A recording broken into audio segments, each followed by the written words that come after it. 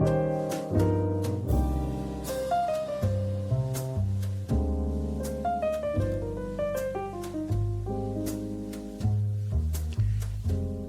hey everybody, welcome to another edition of Another Fine Mess. I'm Roger Gray, along with author, comedian, raconteur, Mike Vance.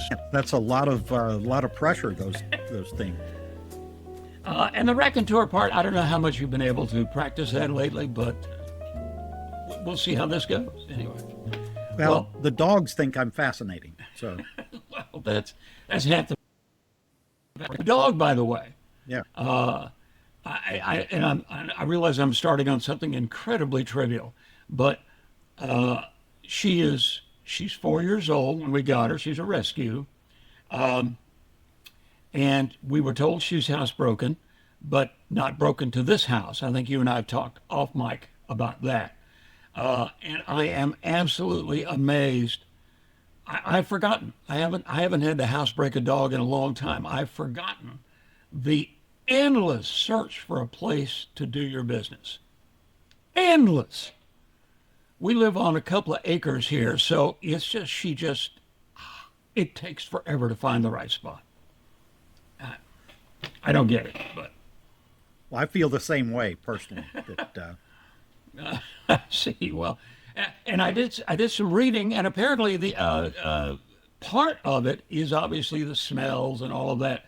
There is a theory that they align with the Earth's magnetic field. They go in circles until they feel they're exactly, dogs are more philosophical and astronomical and ethereal than we ever thought, I think. So. I'll have to think about that one. I'll get back to you next week. Thank you very much. Okay. Well, after that fascinating start, let's talk about Iran. And who knows? Let's see, what time is it now? Do we have a ceasefire going? Do we not have a ceasefire going? We have two real estate guys negotiating this, for crying out loud. Yeah, it's been predictable, like we've talked about over and over, that you have a bunch of amateurs trying to do this. They fired all the intelligence professionals, which is why we went into this war in the first place, because they had ignored the advice of the people that actually knew and, said, this is what's going to happen. Yeah. And sure enough, that's what happened. One thing that we haven't really talked about that I wanted to mention, China has turned out to be a big winner in this. And for a couple of reasons. The thought was that China was the biggest buyer of Iranian oil. Right. And they were prior to this, although now the talked about deal is that Iran suddenly can sell their oil to anybody they want to sell it to. But China has invested, and you and I have talked about this as well, invested more in alternative energy than anybody else on the planet. Oh, yeah. The way that they're the big winner is that they now appear as the stable partner, the stable power that all these other countries can go to. Canada's a good example. They made incredible trade deals with China because they can't depend on us anymore. Yeah. So we've talked about it, but the Republicans, somewhere there are smart Republicans still left. And I know a few of them, and they have to understand that our standing in the world being knocked down exponentially like it has been is going to hurt us for maybe ever. It could be. Who would have thought that the U.S. relationship with our NATO allies, for example, would be in jeopardy? That we would actually be threatening to pull out of NATO, like we pulled out of the Iran deal. We're going to get a deal with Iran, for example, that is worse than the one negotiated before, without a war and without an oil shortage and without the Strait of Hormuz being closed. This is insane. It is amateur hour. I tell you what, at this point, I think if I could dig up Henry Kissinger and have him negotiate, I might even do that. Well, he's smarter than the two live guys that Yeah, you have over there. Right? Yeah. Even in his current state, he's smarter than these Yeah, two guys. yeah, that's what I mean. Yeah. So it's, we'll see what happens, but it's the same thing over and over again. We have a peace deal, and the Iranians are going, no, we don't. And then we meet, and the next thing you know is they're shooting at each other again. Yeah.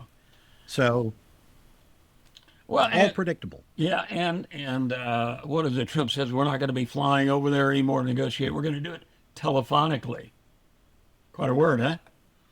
How about Like, telepathically? How about we get the dude that transported to a Waffle House? How about if we send like him over you, there? you and I converse telephonically during the week, you know. Yeah. So, but it's a $1 million word, isn't it? Let's go to the Supreme Court. That one I didn't. Maybe a surprise. The diehard MAGAs, the decision on birthright citizenship. It is unfortunate. It was unfortunately closer than really feels comfortable, to be quite honest. They came down in favor of the 14th Amendment. Okay. And, but it should have been unanimous, for goodness sakes. Yeah, it should have. So Roberts and Barrett are the two that sided with the three Democratic appointees Right. that sided and said, look, this is very clear. The 14th Amendment says born in the United States. That's what it says. Yeah. Kavanaugh comes up with this convoluted, well, it's really because of some law, but nonetheless, he sided correctly. But it is convoluted, but he implied Congress could do something to fix this thing. Congress could put some limits on it. And that's the straw they're all holding on to right now. Yeah, and that's absurd. I mean, the Constitution is very clear. The 14th Amendment is very clear. And unlike what Hiroshito had to say, it is not long-winded. It is not confusing. It is a straightforward amendment, as most of our amendments are, by the way. Yeah. The three guys that voted against it, Gorsuch, who was there illegally because, excuse me, because of McConnell's machinations in not bringing a vote up, but Alito and Thomas Thomas. last. Yeah. Yes. Alito and Thomas are as corrupt as anybody in the history of that court. And all these people, these Federalists that talk about precedent all the time, apparently precedent for those guys only goes back to Scalia. Anything before that doesn't matter. If Scalia said it, well, that's precedent. Yeah. Well, it's 20 years, but, we're 250 years old, or the Constitution is 37 years old. So, it's they are corrupt. Well, they are an embarrassment to the court. If you give clearance an RV, he's your guy. He's on Yeah. your side. And Alito, take him on a fishing trip and wine him and dine him, and he's your guy as well. Yeah. There was a story this morning, and we're taping this on Wednesday. But there was a story this morning that, not the first time it's come out, that Alito is going to retire.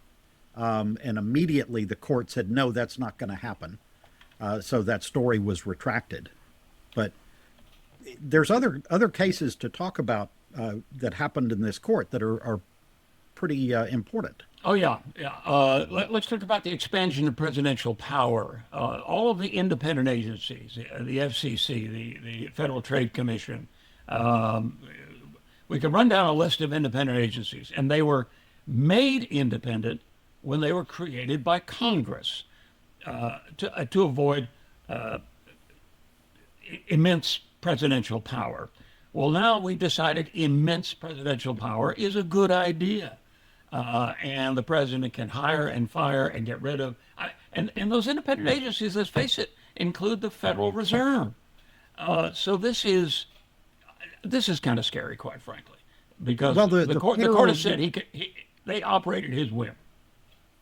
The Federal Reserve was the one carve out that said it did not apply. but Federal Trade Commission, a whole bunch of others did apply. And you are right. That's the scariest, one of the two scary ones that really happened in the past week. My thought, though, is that this court is saying this president, this president should have his power expanded. If it had been a different president, I think some of those votes would have gone a different way. So You saying President Harris would not have gotten this kind of power expansion? yes, that is exactly what I am saying. And I think that there is maybe a sliver of hope that once these absolute despicable people are off the court, that somebody else will bring this case and have it go back in the other direction. The one that I think is frightening and that will take an amendment to overturn it is the expansion, yet again, of unlimited money into our elections. And Oh, that is campaign finance laws Yeah. are essentially have been shredded. that is the root of all evil in this country is campaign finance laws. It's bribery. That's what we have is a system of open legal bribery. The Supreme Court keeps expanding that system of bribery. And until we get an amendment, because that's what it's going to take to stop that, nothing fundamental is going to really change here. Fear of losing money, fear of, in the case of this administration, fear of a campaign opponent, of you name it. I mean, it's all about keeping, as Mel Brooks said, our phony baloney jobs. Happy 100th to Mel. It's that and the money supply is incredible, incredibly important to American politics now. It's always been important, but now it's Yeah, and the Democrats have tried. In fact, that's one of the issues. We'll get to this in a little bit because I'm not done with the Supreme Court yet. But the Democrats have tried to back off of corporate money. They have tried to, many of the candidates have sworn off taking PAC money, although some of them still kind of do, and then others very openly do. But a lot of them have said we're only going to take small donations from, name an amount, $5,000 or less or whatever. That's going to be impossible to do at this point, or almost impossible to do, at least on a national level. and be competitive. Yes, in certain states, I think you can pull that off. But national, let's be fair. Labor unions are still big donors to the Democratic Party. not all of them. The Teamsters have been backing the Republicans for quite some time. And if you go back to, I don't know, 68, or to pick an election that was a little bit of a turmoil, that election, the Teamsters played a giant role in backing the Democrats. And of course, they lost, but nonetheless. The other Supreme Court case that we haven't talked about is the transgender athlete thing. Okay. Do you have any comments on that? Mike, I guess we're going to differ on this a little bit. Number one, I think it is so incredibly rare that it is amazing, not amazing really, because we know how this works in politics. But it is at its core amazing we're even discussing this. It's a minuscule, microscopic percentage of athletics around the country. By the same token, I understand the genetics and I understand the chemistry involved and I understand all of that. Fundamentally, I have to say, Mike, it does strike me as not completely fair. I don't think this is an area that the critics have been all that wrong about. But I also think it's just not that big a deal. Well, my hope is that this will shut the Democrats up in talking about it, because that is a losing point. It is a losing issue that various Democrats have brought up repeatedly, talking about transgender athletes, and it gets them pummeled. Mm-hmm. the polls are overwhelmingly Yep. on the side of the Republicans in that particular issue. And the Democrats need to shut up about it and talk about affordability and talk about the things that people actually care about, because you are right.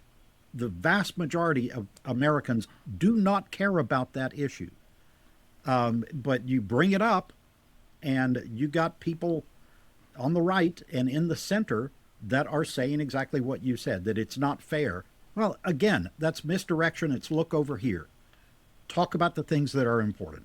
Democrats are very good at going picking the wrong hill to die on.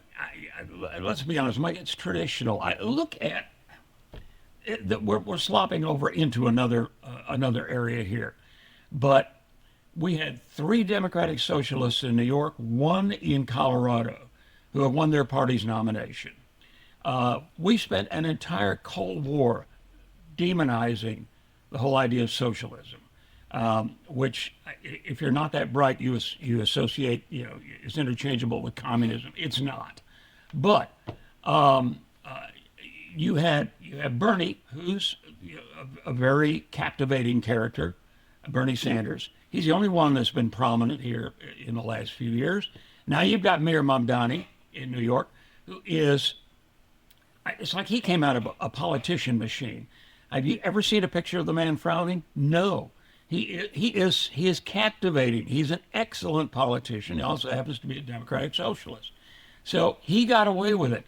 Now we're getting rid of people like Dan Goldman in New York, long time, very level-headed congressman. Well, he's gone. He lost the nomination to a woman who doesn't believe in incarceration. She doesn't believe in integrated dating. What's the word I'm looking for? Interracial dating. That's what it is. She has expressed in posts admiration for not only Marx, Lenin, Stalin, Ho Chi Minh, and what's his name in North Korea? I'm forgetting the family name. Kim? Huh? Kim. Kim. Thank you Kim. very much. I mean, okay, you get carried away, but Mike, this sounds like a conversation I might have had at the age of 19 in the 60s in the student center at U of H, for goodness sakes, over endless coffee. Not in the United States Congress. It is, the general public is going to reject this, just like, as you said, the whole transgender athletics issue. Look, the Republicans have been sending lunatics to Congress Yep. in the last decade. Characters out of Little And- Abner.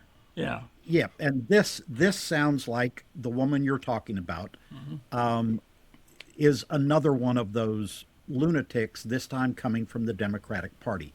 That's why we have 435 people in the House. But the woman in Colorado... But Mike, that's not what the Republicans are going to say. The ads are going to be all about these people. I'm sure they will. That. Yeah. I'm sure they will, because they have nothing on the issues, so they're going to single out one person. There are people in the center that are complaining because Bernie Sanders spoke at the Texas Democratic Convention.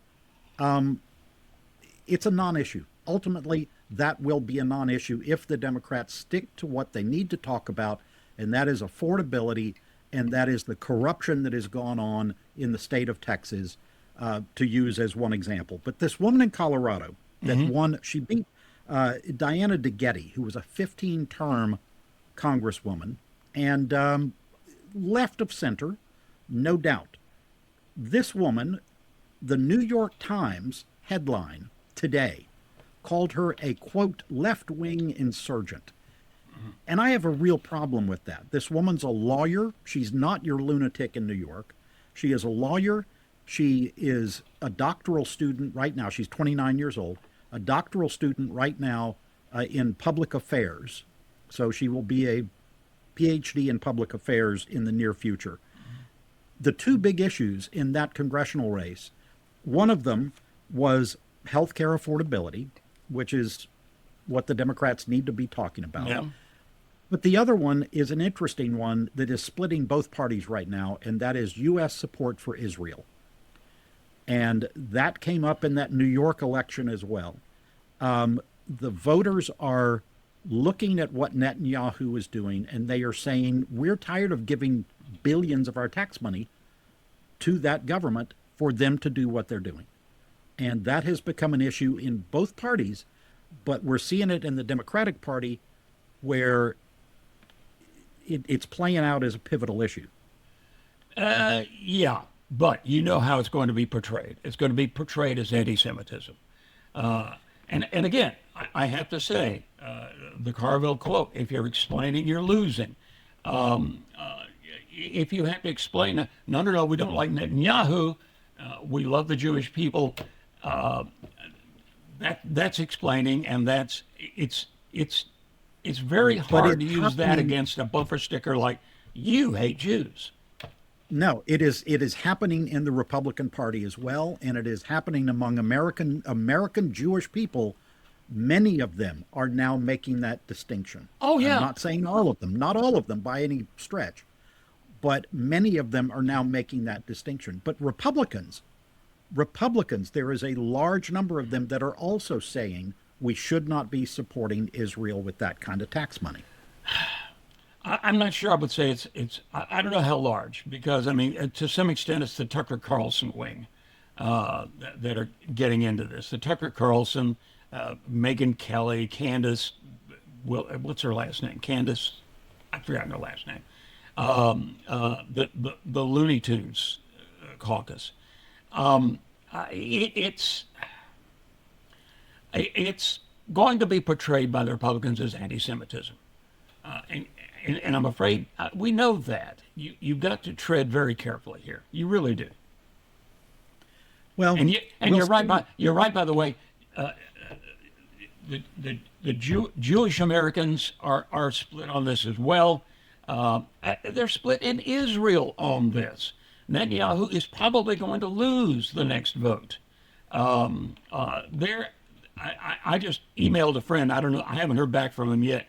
To ask him, how are things going there? What are you feeling, etc. He's a guy I used to work with in TV. And I'll report next week. But it's, you know how it's going to be portrayed. I got to say, if Carville had to hear left, he'd be yanking it out in clumps. I hope the cardiac paddles at his home are handy. Because this, as you say, keep it simple. Americans care about the cost of living, cost of education, cost of health care, job security. What's AI going to do to the business I work in, et cetera, American manufacturing, farmers. Those are the things to campaign on. For both parties, by the way. Yeah, we talked about the lunacy about Sharia law is going on in Texas and other places. But there was a very perfect statement, you want to hear simple, that if Sharia law coming to Texas is your biggest issue, then you should be backing Greg Abbott for governor. If affordability in healthcare and housing is your biggest issue, then you should be backing Gina Hinojosa. So that's really kind of a no-brainer. And if, again, the Democrats stick to their message. Abbott, by the way, who is no doubt one of the people positioning to run for president next time on the Republican side. Lord help us. Abbott took millions of dollars from AI data centers in order to have them locate here favorably with all these tax incentives. He called, and this is a quote, he called Texas less than a year ago the epicenter of AI development, end quote. This week, he has come out in favor of a prohibition of data centers in rural Texas. So he sees how the wind is blowing, and these people have no moral compass whatsoever. The wind is blowing decidedly against having these data centers.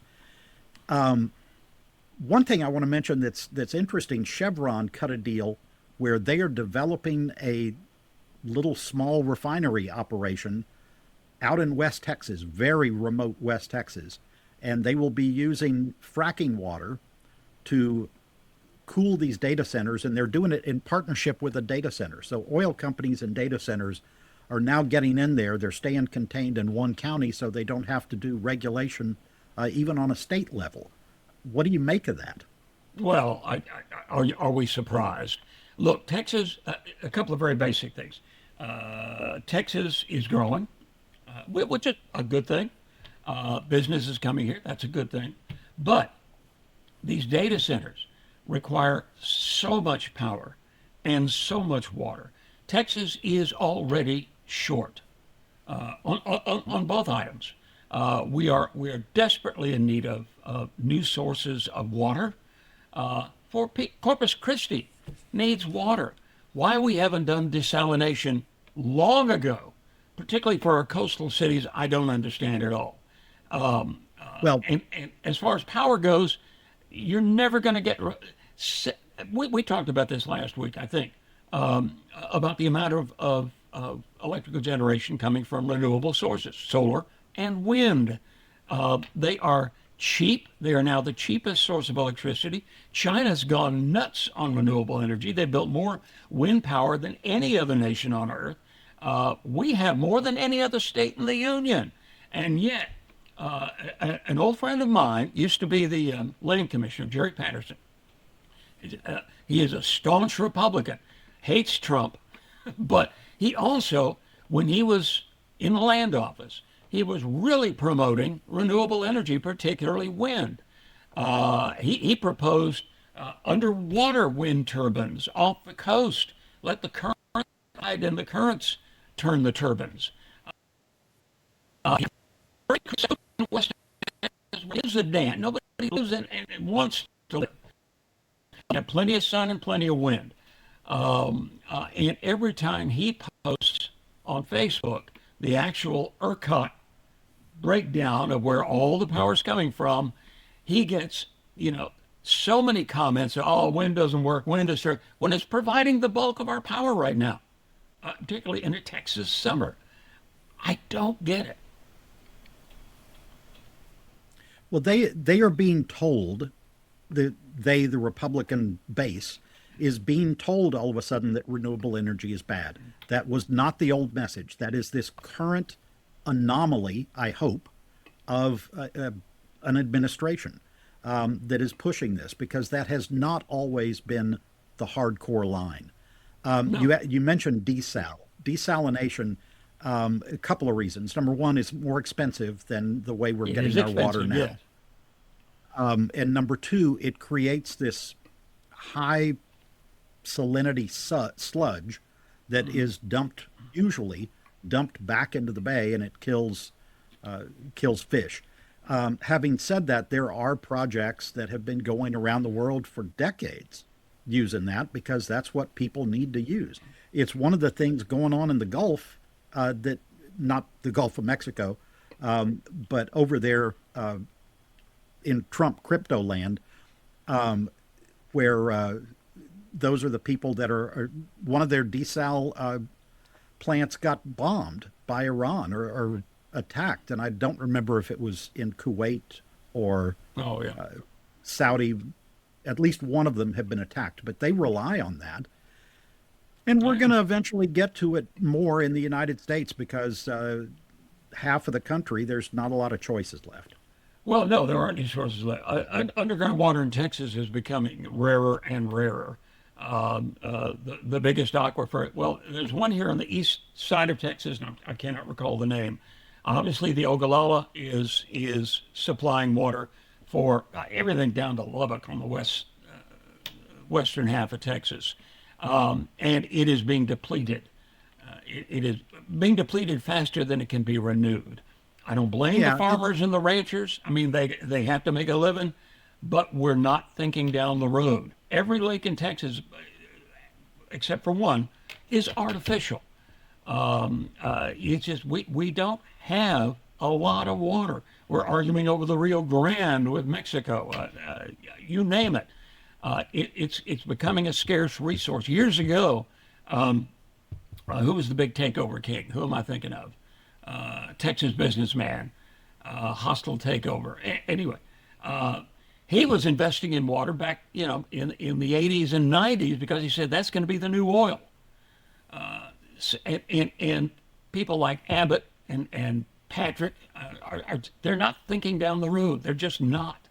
And you're going to need every source of power you can get to provide electricity for this stuff. I Yeah, I wrote a book for hire on the history of water in Houston, and it was dragging them, the politicians being them, against their will in some cases back in the 1930s and before, to invest in reservoirs. So the city of Houston has three of them now, and they're going to need more. They're going to need to get some water from East Texas, like Toledo Bend and places where you are, to go on, a more micro topic here. But when you get out to West Texas and when you get to New Mexico and Arizona and Nevada and Colorado and all of those states in the West, with the exception of Western Washington and Western Oregon, that's not an option. That surface reservoir, there's just not enough water to feed into it in the first place.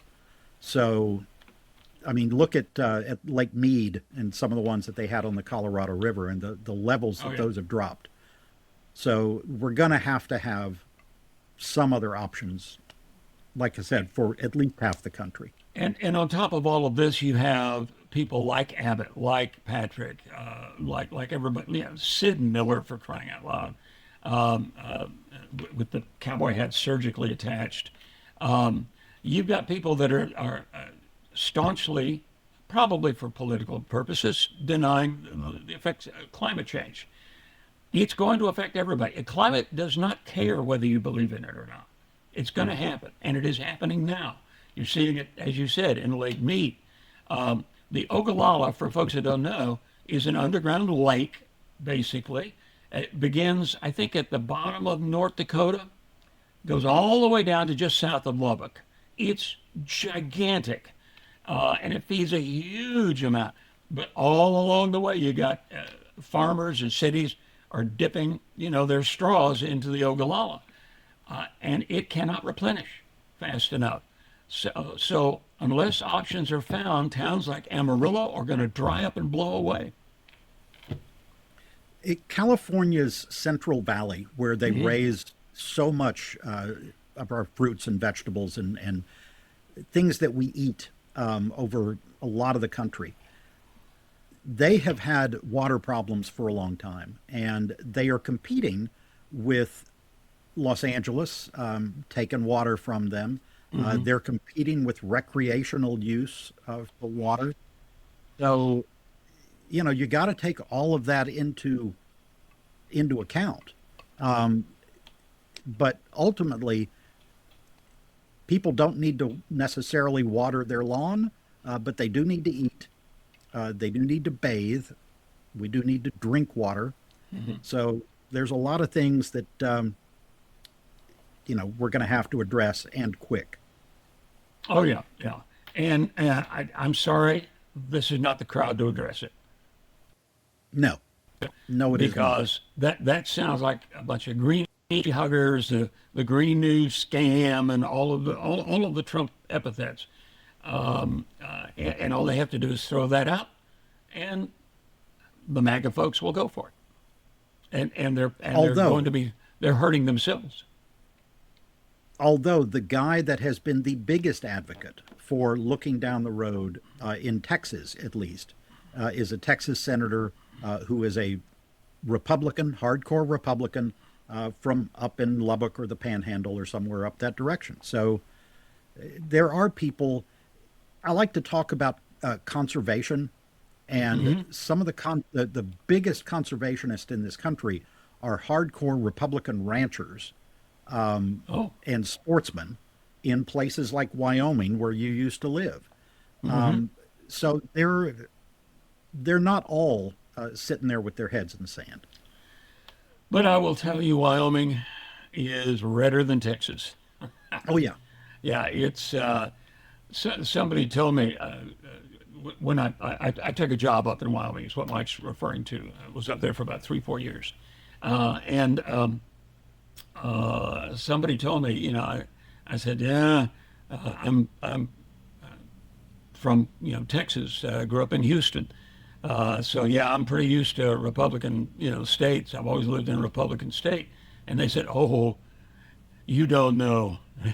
They told me, this is Republican plus, Republican 2.0. So yeah, and again, Republicans are fine folks, but what has happened to the party is disturbing, and I'm sure it's disturbing to lifelong Republicans as well. Just good, sensible, conservative Republicans.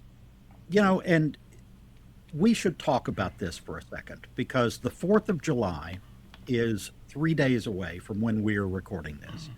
And it will be the 250th anniversary of the Declaration of Independence. Not of the country, I will add, because that starts with the Constitution. Right. The Declaration. 250 years. And it has been co-opted into this ego fest. And a lot of people are having a real tough time being patriotic at this point. I want to say a couple of positive things here. Number one, we talked about the World Cup and the reaction, and the people that are going back to their countries saying Americans are the friendliest people that they have ever dealt with when they're dealing with them on their home turf here, not trying to speak English at a Parisian restaurant.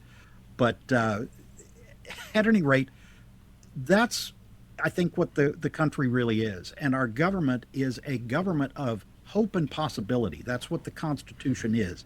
It is a framework that, yes, there are setbacks, and yes, we have had problems, and we're having major problems right now, but it really bugs the shit out of me to hear people say, well, this is no longer my country. Yes, it is. Yeah. It is your country.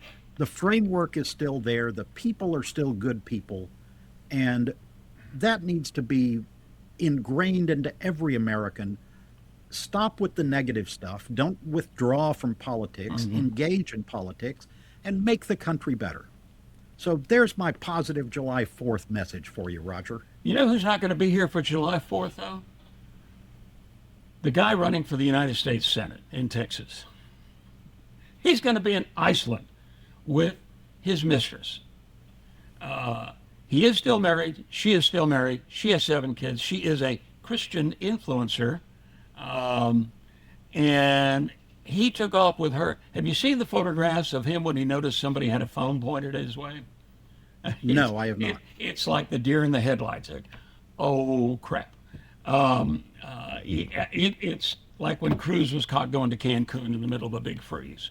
Ken Paxton has jetted off with his honey. Her name is Duhan. I can't think. Not the first honey. This is the honey that finally was the last straw for Angela Paxton. Yeah, this is at least mistress number 2 or 3. At least, yeah. Angela had bought into the honey, I promise it'll never happen again business with Laura Olson. Now we have the Duhan woman. She's dumping her very rich husband. He's like owns car dealerships all over the South and so forth.